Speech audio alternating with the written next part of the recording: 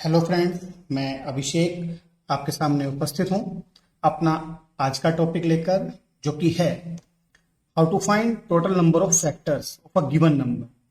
मैंने यहाँ पर तीन एग्जाम्पल लिए हैं, 24, 200 and 260।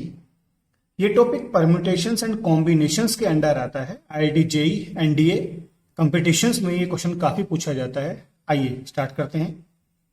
To find total number of factors, सबसे पहली बात तो फैक्टर हमको पता होना चाहिए। फैक्टर होता क्या है? मान लीजिए मैं अपना फर्स्ट एग्जांपल ले रहा हूं, जो कि है 24।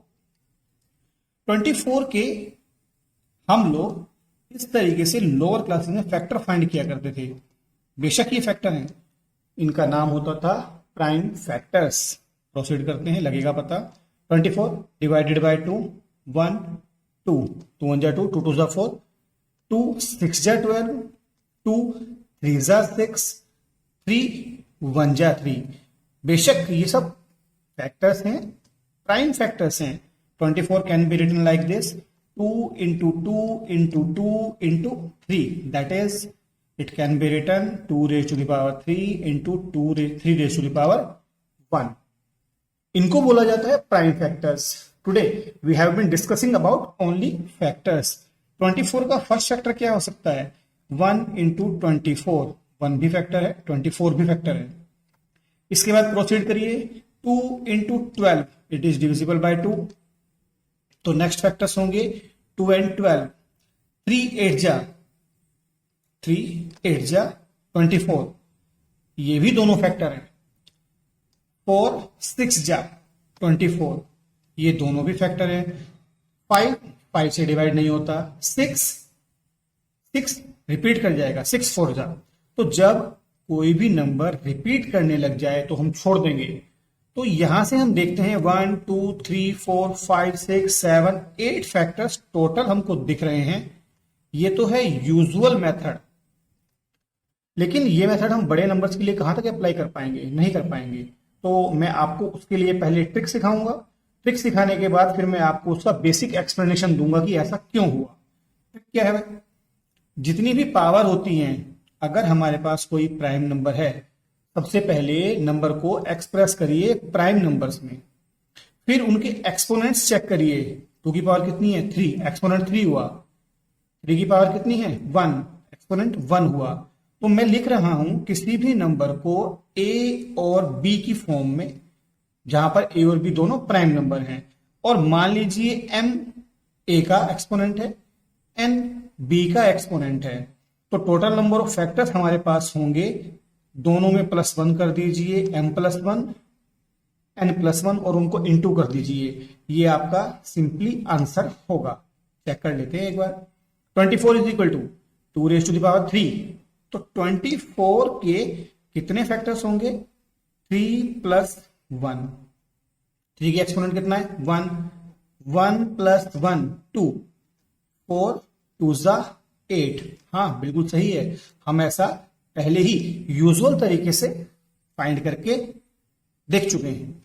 दोनों के दोनों बिल्कुल सेम है। अब प्रोसीड करते हैं 200 के लिए। पहले क्वेश्चंस को डिस्कस कर लेते हैं, सिंपली शॉर्टकट सीख लेते हैं, उसके बाद एक्सप्लेनेशन पर जाएंगे। 200 के लिए 200 2 से डिवाइड, 2 1 जा 2 0, 2 5 जा 10 0, 2 2 जा 4, 2 5 जा 10, 5 5 5 जा 25, and it is 5 1 जा 5. So you may write 200 as 2 raised to the power 3 into 5 raised to the power 2. So total number of factors will be 3 + 1 into 2 + 1. 2 + 1 आपके पास 3 होता है, 3 + 1 4, 4 into 3 is equal to 12. So you will have 12 factors. Part third पर आते हैं। हमारे पास है 260। 260 के factors करते हैं। 260,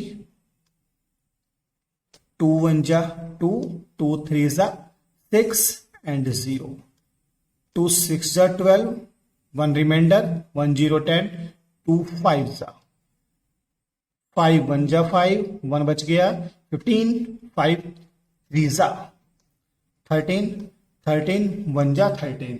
तो आपके पास जो टोटल फैक्टर्स आए you may write 260 as 2 raised to the power 2, 5 raised to the power 1, 13 raised to the power 1। तो यहां पर टोटल नंबर ऑफ फैक्टर्स कितने होंगे? एक्सपोनेंट में +1 करिए 2 + 1, 1 में +1 करिए 13 की पावर 1 है 1 में +1 करिए तो आपका आंसर होगा 3 × 2 × 2 2 2 जा 4 3 जा 12। तो 260 के टोटल 12 फैक्टर्स हमारे पास होंगे। अब आगे प्रोसीड करते हैं इस ट्रिक को एग्जैक्टली समझने के लिए ये डेवलप कहां से हुई है। तो इसके लिए हमको परम्यूटेशंस एंड कॉम्बिनेशंस में जाना पड़ेगा। वहां पर हमने सीखा था अगर कोई नंबर हमारे पास a है उसकी पावर m है यानी कि exponent, b raise to the power n है यानी exponent, a and b should be prime, ये दोनों प्राइम नंबर है, एक्सपोनेंट m और n है। अब देखिए एक्चुअली फैक्टर क्या होता है? Factor which may divide a number, which may divide a given number. अब उस नंबर को जो डिवाइड करे श्योरली से छोटा होगा। मान लीजिए मैं आपके सामने एक एग्जांपल ले रहा हूं 24 का। सिंपली 24 को अगर किसी ने डिवाइड करना है then that number will take factors from these prime factors. अगर 2 डिवाइड करता है तो 2 की पावर 1 डिमांड करेगा। 24 को अगर 4 डिवाइड करता है तो वो 2 × 2 डिमांड करेगा। अगर 8 डिवाइड करता है 24 को तो वो डिमांड करेगा 2 3 टाइम्स पिक किया जाए। तो we may see that to form a factor we have to choose these prime factors in combination. इनमें से कुछ भी चूज किया जाना है। तो देखिए 2 मे प्ले इट्स पार्ट। 2 यहां पर आ सकता है कितने तरीके से? अगर मुझको 2 चूज करना है तो 2 4 तरीके से आ सकता है। या तो 2 पार्टिसिपेट ही नहीं करेगा यानी कि 2 की पावर आएगी 0, 2 1 टाइम आए 2 की पावर 1, 2 2 टाइम आए 2 की पावर 2 और मैक्सिमम कितना है 3। तो 2 की तीनों पावर फैक्टर्स फॉर्म करने में आ जाए। और 3 का क्या तरीका रहेगा? 3 शायद पार्ट प्ले ना करे, 3 की पावर 0 और 3 की पावर 1 है तो 3 की पावर 1 एज इट इज आ जाए। तो मतलब फैक्टर फॉर्म करने में 2 और 3 का जो कॉम्बिनेशन होगा, 2 और 3 का जो योगदान होगा कितना होगा? जितनी भी यहां पावर मौजूद है कितनी 3 उससे 1 वे ज्यादा वो क्या होगा? आइदर 2 की 3 पार्ट 3 पावर आ जाए, 2 पावर आ जाए, 1 आ जाए और वो पार्ट प्ले ना करे। जब 2 और 3 दोनों ने पार्ट प्ले नहीं किया तो हमारे पास कौन सा फैक्टर बनेगा? 1। सारे की सारी पावर्स प्ले कर जाएं कौन सा बनेगा? 24। तो 2 के पास टोटल जितनी पावर होती हैं उससे एक ज्यादा वे होता है पार्ट प्ले करने का। 3 के पास जितनी पावर होती हैं उससे एक ज्यादा वे होता है पार्ट प्ले करने का। तो टोटल 2 के पास वेज हो गए 4 और 3 के पास वेज हो गए 4। सिंपली हम ये कह सकते हैं कि अगर a की पावर m है और b की पावर n है तो a में play in m+1 ways and b की पावर जो हमारे पास n है दैट में play in n+1 ways. And fundamental principle of counting says that if a work can be done in parts in a number of ways then total number of ways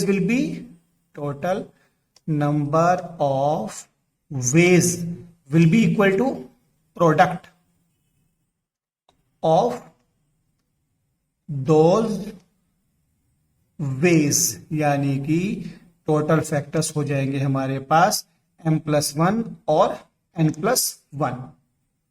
उम्मीद करता हूं आपको समझ में आया होगा।